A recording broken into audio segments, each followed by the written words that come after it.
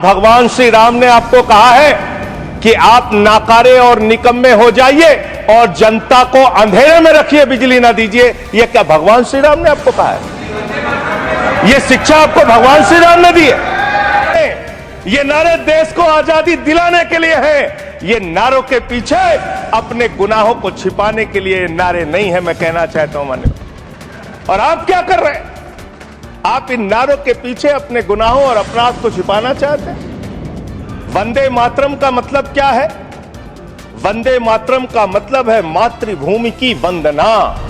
आप कैसे मातृभूमि की वंदना कर रहे हैं? अरे 1 रुपए में तो एक आम नहीं मिलता। आपने 1 रुपए में अडानी को 1050 एकड़ जमीन और 10 लाख आम और लीची के पेड़ दे दिए। यह मातृभूमि की वंदना, ये आपकी मातृभूमि की वंदना है। आप मातृभूमि को बेचकर मातृभूमि की वंदना कर रहे हैं। ये मातृभूमि की, आज वंदे मातरम पे ही बात करूंगा सर। मातृभूमि की वंदना, मातृभूमि की वंदना हिंदुस्तान के एयरपोर्ट को बेच के नहीं हो सकती। मातृभूमि की वंदना रेल को बेच के नहीं हो सकती, सेल को बेचकर नहीं हो सकती, समुद्री तटों को बेचकर नहीं हो सकती, कोयला और गैस को बेच के नहीं हो सकती, हिंदुस्तान की जमीनों को बेच के नहीं हो सकती। तुम लोग मातृभूमि को बेचने वाले लोग हो, तुम मातृभूमि की वंदना करने वाले लोग नहीं हो।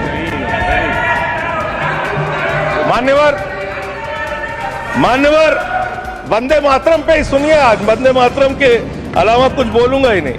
मातृभूमि की वंदना, इस मातृभूमि की वंदना में जब यहां पे लीडर ऑफ द अपोजिशन बोल रहे थे, मान्यवर, honourable I am not yielding sir, I am not yielding sir, let him sir, I am not yielding sir, I am not yielding sir.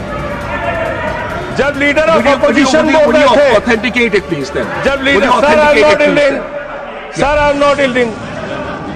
जब यहां पे लीडर ऑफ अपोजिशन बोल रहे थे, नो पॉइंट ऑफ ऑर्डर, खड़गे साहब, उनके मुंह से नो पॉइंट ऑफ ऑर्डर, दलित शब्द निकल गया, दलित शब्द निकल गया।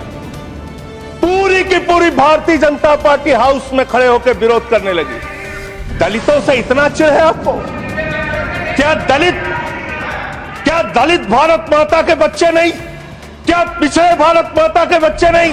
क्या आदिवासी भारत माता के बच्चे नहीं? अगर दलितों, पिछड़ों, आदिवासियों की बात होगी तो आप विरोध करोगे? आप विरोध करोगे? हिंदुस्तान के सबसे युवा क्रांतिकारी जिन्होंने फांसी के फंदे को चूमा, वंदे मातरम का नारा लगाया, शहीद खुदीराम बोस, शहीद रोशन सिंह, शहीद राजेंद्र दहड़ी, शहीद अशफाक उल्ला, शहीद राम प्रसाद बिस्मिल, शहीद प्रफुल्ल चाकी, हिंदुस्तान के तमाम क्रांतिकारियों ने जब फांसी के फंदे को चूमा, शहीद आजम भगत सिंह, शहीद सुखदेव, शहीद राजगुरु, सबने वंदे मातरम का नारा लगाया, सबने वंदे मातरम का नारा लगाया। और शहीद खुदीराम बोस को अब आप याद कर रहे होंगे, मैं पिछले 31 साल से 3 दिसंबर को शहीद खुदीराम बोस की जयंती का आयोजन करता हूं। मेरी संस्था का नाम शहीद चंद्रशेखर आजाद के नाम पे है। शहीद खुदीराम बोस हिंदुस्तान के वो क्रांतिकारी थे, जब उनको फांसी के फंदे पे चढ़ाया गया और उनका जब अंतिम संस्कार हुआ तो जो राख उनके अंतिम संस्कार से निकली, मान्यवर, उसको बंगाल की मां तावीज बना के अपने बच्चों को पहनाती थी कि ऐसे ही बनना हिंदुस्तान के लिए क्रांतिकारी। यह इतिहास, यह हिंदुस्तान का इतिहास। लेकिन मैं आपके माध्यम से इस सरकार से पूछना चाहता हूं, आपके पुरखे इस वक्त क्या कर रहे थे जब शहीद आजम भगत सिंह वंदे मातरम लगा रहे थे, शहीद सुखदेव वंदे मातरम लगा रहे थे, शहीद राजगुरु वंदे मातरम का नारा लगा रहे थे, शहीद खुदीराम बोस वंदे मातरम का नारा लगा रहे थे? उस वक्त आप क्या कर रहे थे? क्या कर रहे थे आप? वंदे मातरम का नारा लगाकर लोग जेल गए, लाठियां पड़ी उनको। मैं आपके माध्यम से इस सरकार से पूछना चाहता हूं, आरएसएस के 4 लोगों का नाम बताओ जो वंदे मातरम नारा लगा के जेल गए, उनका नाम बताओ आप। 4 लोगों का नाम बताओ आप, अपने 4 पुरखों का नाम आप बताओ। आप नहीं बता सकते क्योंकि आजादी के आंदोलन में आपका कोई इतिहास नहीं, आजादी के आंदोलन में आपका कोई इतिहास नहीं, यही आपकी कुंठा है। तो इसलिए कभी आप कहते हो सरदार वल्लभ भाई पटेल आपके हैं। अरे भैया, सरदार वल्लभ भाई पटेल ने आरएसएस के ऊपर बैन लगाया था, यह रिकॉर्डेड हिस्ट्री है। और जब 18 महीने जेल में रखा गया आरएसएस के लोगों को राष्ट्रपिता महात्मा गांधी की हत्या के अपराध में, जब उनको छोड़ा गया, बैन हटाया गया, तो उसमें शर्त लगाई कि आप राष्ट्रीय ध्वज को मानेंगे, यानी कि आप तिरंगे झंडे को भी नहीं मानते। आपने 52 साल तक हिंदुस्तान का तिरंगा झंडा आरएसएस के मुख्यालय पे नहीं फहराया सर, नहीं फहराया।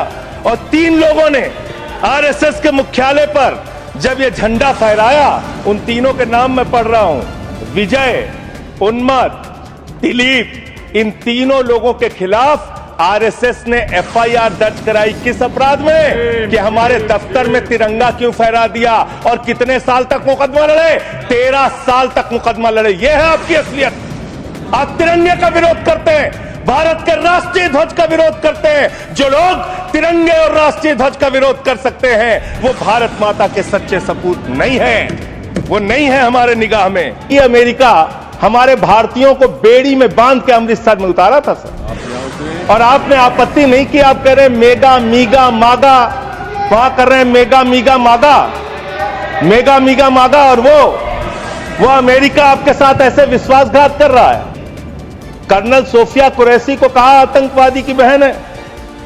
भारत के विदेश सचिव विक्रम मिश्री जी, उनकी बेटी के लिए सोशल मीडिया पे इतनी ज्यादा आपत्तिजनक बातें लिखी गई, सरकार ने कोई कार्रवाई नहीं की और विदेश सचिव को अपना ट्विटर का अकाउंट लॉक करना पड़ा। अब अपने लोगों को सुरक्षा नहीं दे